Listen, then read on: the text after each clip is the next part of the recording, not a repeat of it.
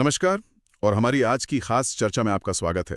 आज हम एक ऐसे टॉपिक पर बात करने वाले हैं जो हम सब की रसोई से और शायद हमारी सेहत से भी बहुत गहराई से जुड़ा है। 30 दिनों के लिए रिफाइंड चीनी छोड़ने की चुनौती। हमारे हाथ एक गाइड के कुछ हिस्से लगे हैं जिसका टाइटल है the magical benefits of quitting sugar for 30 days. अब ये गाइड दावा तो बहुत बड़ा करता है, बिल्कुल, कि ये आपकी जिंदगी बदल सकता है। हाँ, तो आज का हमारा मिशन यही है कि हम इस दावे की तह तक जाएं।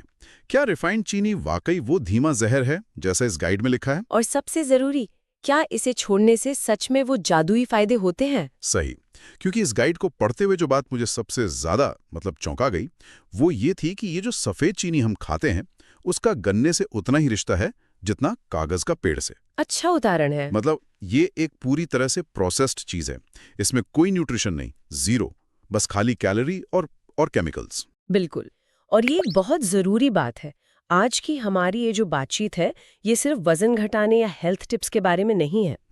ये हमारी आदतों, हमारी दिमागी सेहत और उससे भी बढ़कर उस विशाल खाद्य उद्योग के बारे में है जो तय करता है कि हम क्या खाएं और क्यों खाएं। राइट। हम कोशिश करेंगे कि इन सारे धागों को जोड़कर एक पूरी तस्वीर देखें कि कैसे ये 30 दिन की चुनौती सिर्फ एक डाइट प्लान नहीं, बल्कि अपनी जिंदगी का कंट्रोल वापस लेने जैसा हो सकता है। तो चलिए शुरू करते हैं उसी डरावने शब्द से जो इस गाइड में इस्तेमाल हुआ है, धीमा जहर। हाँ, धीमा जहर। ये सुनने में ही बहुत नाटकीय लगता है। क्या ये थोड़ा बढ़ा चढ़ा कर नहीं कहा गया है? आखिर एक चम्मच चीनी में ऐसा क्या है जो उसे जहर बना दे? देखिए, शब्द कठोर जरूर है, लेकिन इसके पीछे का जो विज्ञान है उसे समझना जरूरी है। ये जहर इसलिए है क्योंकि इसका असर तुरंत नहीं दिखता। ये धीरे धीरे, बहुत धीरे धीरे शरीर को अंदर से खोखला करता है। अच्छा। इसका सबसे पहला और सीधा असर होता है हमारे ब्लड शुगर और इंसुलिन पर। जब हम कुछ मीठा खाते हैं तो हमारे खून में शुगर का लेवल एकदम से रॉकेट की तरह ऊपर जाता है। हाँ, एक स्पाइक आता है। बिल्कुल। इस इमरजेंसी से निपटने के लिए हमारा शरीर इंसुलिन नाम का हार्मोन छोड़ता है जो इस बढ़ती शुगर को ठिकाने लगाता है। हाँ, ये तो मैंने सुना है, लेकिन दिक्कत कहाँ शुरू होती है? ये तो एक नॉर्मल प्रोसेस लगता है।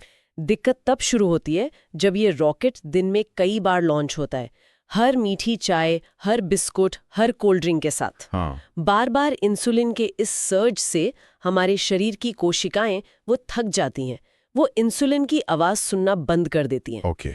इसी हालत को इंसुलिन रेजिस्टेंस या इंसुलिन प्रतिरोध कहते हैं, और यही टाइप 2 डायबिटीज की पहली सीढ़ी है। अरे बाप रे। गाइड में भारत को दुनिया की डायबिटीज राजधानी कहने के पीछे एक बड़ा कारण यही है, हमारे खाने में रिफाइंड चीनी का हद से ज्यादा इस्तेमाल। तो ये इंसुलिन का उतार चढ़ाव शरीर में एक तरह का तूफान मचा देता है। बिल्कुल। और गाइड बताता है कि इस तूफान का पहला शिकार अक्सर हमारा लिवर होता है।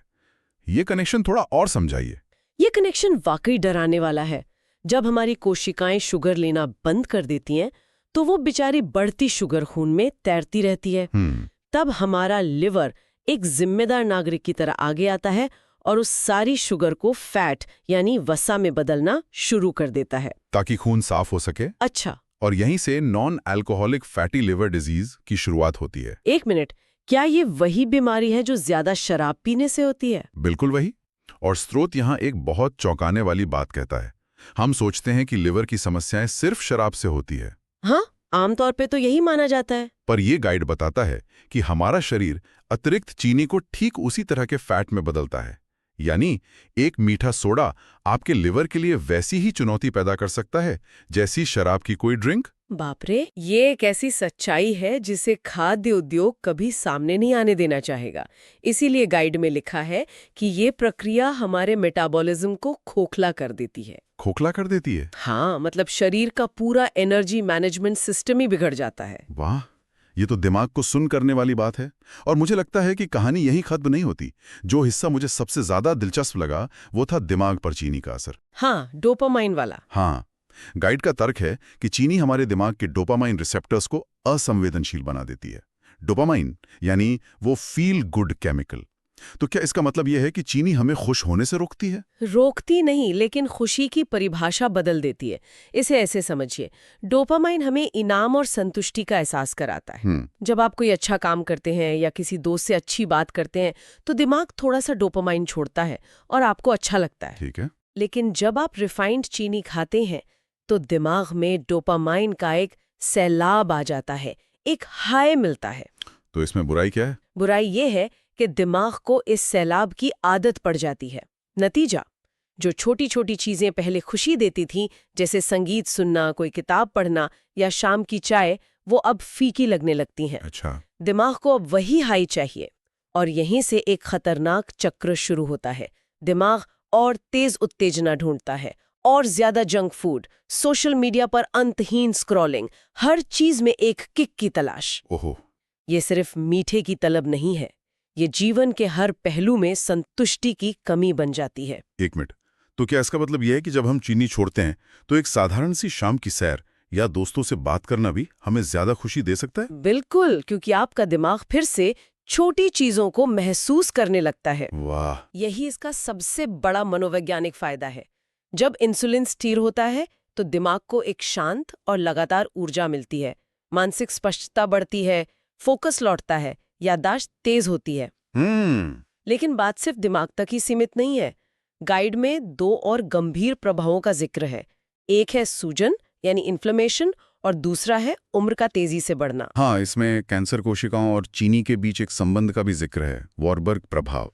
हाँ, ये वॉरबर्ग प्रभाव क्या है? सुनने में काफी साइंटिफिक लगता है। इसे आसान भाषा में समझते हैं।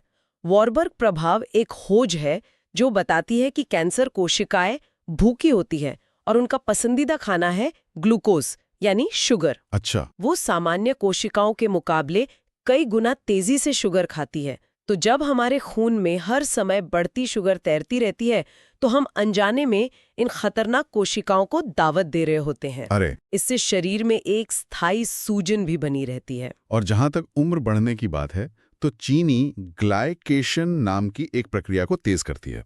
ग्लाइकेशन, ये क्या भला है? सोचिए, आपकी त्वचा में कोलेजन और इलास्टिन नाम के 2 प्रोटीन हैं जो उसे जवान और कसा हुआ रखते हैं। हाँ। ग्लाइकेशन की प्रक्रिया में शुगर के अणु इन प्रोटीन से चिपक जाते हैं और उन्हें सख्त और बेजान बना देते हैं। जैसे गीले नूडल सूखकर अकड़ जाते हैं। ओहो। नतीजा, झुर्रियां, ढीली त्वचा और उम्र से पहले बुढ़ापा। गाइड का कहना है कि चीनी छोड़ने के कुछ ही हफ्तों में त्वचा में जो चमक लौटती है वो इसी ग्लाइकेशन के कम होने का नतीजा है। कमाल है। मतलब चीनी का असर सिर से लेके पैर तक, अंदर से लेके बाहर तक है। तो चलिए अब उस 30 दिन की यात्रा पर चलते हैं जिसका गाइड में जिक्र है। हाँ। इसे 3 हिस्सों में बांटा गया है जो सुनने में किसी एडवेंचर फिल्म के 3 एक्ट जैसे लगते हैं। पहला चरण, दिन 1 से 4। इसे सबसे मुश्किल कहा गया है। दिल से गुजरता है, ठीक किसी नशे को छोड़ने जैसा। अच्छा। तेज मीठा खाने की इच्छा, सिर दर्द, चिड़चिड़ापन, भयानक थकान, ये सब लक्षण दिखते हैं।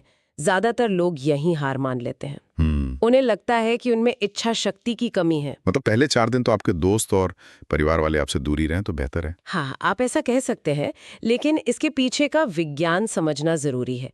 आपका शरीर सालों से ऊर्जा के लिए शुगर पर निर्भर था। राइट। अब आप उसे कह रहे हैं कि वो अपना ईंधन बदले और फैट को जलाना शुरू करे।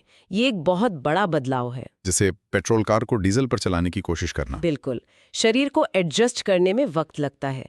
ये थकान और सिर दर्द उसी एडजस्टमेंट का संकेत है, न कि आपकी कमजोरी का। और अगर कोई इस मुश्किल दौर को पार कर ले तो आता है दूसरा चरण, दिन 7 से 14, जहां पहले इनाम मिलने शुरू होते हैं। हाँ, पहले रिवॉर्ड्स। गाइड कहता है कि इस दौरान शरीर का भारीपन और सूजन कम होने लगता है और सबसे बड़ा बदलाव आता है दिमाग में। ब्रेन फॉग यानी दिमागी धुंध छटने लगती है। बिल्कुल। सूजन में कमी का कारण ये है कि ज्यादा चीनी खाने से शरीर में जो फालतू पानी जमा हो जाता है वो बाहर निकलने लगता है। अच्छा। इसीलिए लोग हल्का और कम फूला हुआ महसूस करते हैं।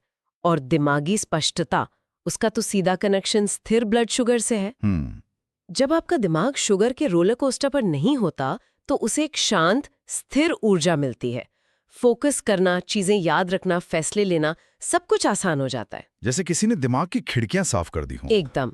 और फिर आता है तीसरा और सबसे दिलचस्प पड़ाव, दिन 21 से 30। इसे गाइड में पहचान में बदलाव कहा गया है। ये मुझे बहुत आकर्षक लगा। ऐसा क्या होता है इन दिनों में? यहाँ असली जादू होता है। आपकी स्वाद की कलिकाएं यानी टेस्ट बर्ड्स रीसेट हो जाती हैं। रीसेट हो जाती है? हाँ। जो सेब पहले आपको ठीक ठाक लगता था, अब वो मिठाई जैसा मीठा लगने लगता है। आपको प्राकृतिक स्वादों में मिठास मिलने लगती है। कमाल है। मीठे की तलब लगभग खत्म हो जाती है, पेट ज्यादातर समय सपाट महसूस होता है और एनर्जी लेवल सुबह से शाम तक एक जैसा बना रहता है। ये तो सुनने में किसी सुपर पावर जैसा लगता है। ये एक सुपर पावर ही है और इसका मनोवैज्ञानिक असर शारीरिक फायदों से भी बड़ा है। वो कैसे? ये सिर्फ वजन कम होने की बात नहीं है, ये कंट्रोल वापस पाने की कहानी है। जब आपको ये एहसास होता है कि अब खाना आपको कंट्रोल नहीं करता बल्कि आप खाने को कंट्रोल करते हैं, तो ये आपकी पहचान को बदल देता है। अच्छा। ये मैं मीठे के बिना नहीं रह सकता से मुझे मीठे की जरूरत ही नहीं है तक का सफर है। ये एक मानसिक जीत है। ठीक है, तो मान लीजिए कोई ये चुनौती लेने के लिए तैयार है, तो शुरुआत कैसे करें? गाइड में कुछ बहुत सीधे और काम के सुझाव दिए गए हैं, जैसे घर से सारे मीठे डब्बे और पैकेट हटा दो, सामान खरीदते वक्त लेबल बहुत ध्यान से पढ़ो, और जब भी मीठा खाने का मन करे तो एक बड़ा ग्लास पानी पी लो। और ये लेबल पढ़ने वाली बात बहुत जरूरी है, क्योंकि यहीं से छिपी हुई चीनी का राज खुलता है। हाँ, ये एक बड़ा सवाल है। पर कंपनी ऐसा करती क्यों है? क्या ये सिर्फ स्वाद के लिए है या इसके पीछे कोई और मनोविज्ञान काम कर रहा है? गाइड इस पर कुछ कहता है? गाइड इस पर बहुत गहरी बात करता है। ये सिर्फ स्वाद के बारे में नहीं है, ये दिमाग के साथ खेलने के बारे में है। अच्छा। खाद्य उद्योग ने एक चीज खोज निकाली है जिसे वो ब्लिस पॉइंट यानी परमानंद बिंदु कहते हैं। Bliss point? हाँ, ये कोई एक्सीडेंट नहीं है। कंपनियां करोड़ों डॉलर खर्च करके पता लगाती हैं कि चीनी, नमक और फैट का वो कौन सा जादुई कॉम्बिनेशन है जो हमारे दिमाग के रिवॉर्ड सेंटर को सीधे हाईजैक कर ले। हाईजैक कर ले?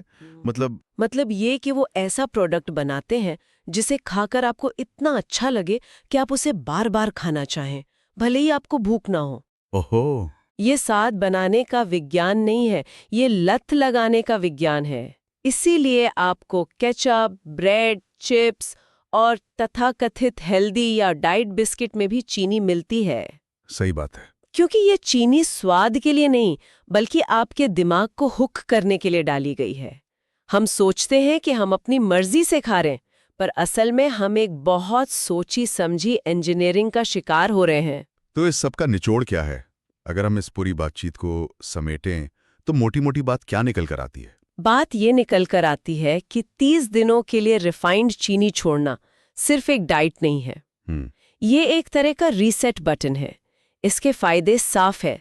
दिन भर एक जैसी एनर्जी, एक तेज और शांत दिमाग, बेहतर दिखने वाली त्वचा और भविष्य की गंभीर बीमारियों से सुरक्षा। राइट। लेकिन गाइड का जो असली संदेश है वो इससे भी गहरा है। और वो क्या है? वो ये है कि ये चुनौती उस अदृश्य जंजीर को तोड़ने के बारे में है जिससे रिफाइंड चीनी और खाद्य उद्योग ने हमें बांध रखा है। ये भोजन के साथ अपने रिश्ते को फिर से समझने और सच्ची आज़ादी पाने के बारे में है। आज़ादी? आज़ादी तलब से, आज़ादी दिमागी धुन से और आज़ादी उन बीमारियों से जो हमारा पीछा कर रही हैं। बिल्कुल सही। ये चर्चा हमें दिखाती है कि कैसे खाद्य उद्योग हमारे ही जीव विज्ञान को हमारे खिलाफ इस्तेमाल कर सकता है। ये सिर्फ चीनी के बारे में नहीं है, ये जागरूकता के बारे में है। और अब श्रोताओं के लिए एक आखिरी सवाल छोड़कर जाते हैं। जरूर। सवाल ये है कि अगर सिर्फ 30 दिनों में भोजन के साथ हमारा रिश्ता इतना गहरा बदल सकता है और हमें एहसास हो सकता है कि हम किसी बाहरी ताकत के कंट्रोल में थे, हाँ? तो ये सोचने पर मजबूर करता है कि हमारे कौन-कौन से दूसरे रोजमर्रा के व्यवहार या आदतें हैं जो इसी तरह बाहरी ताकतों द्वारा नियंत्रित हो रही हैं, जिनके बारे में हमें शायद पता भी नहीं है।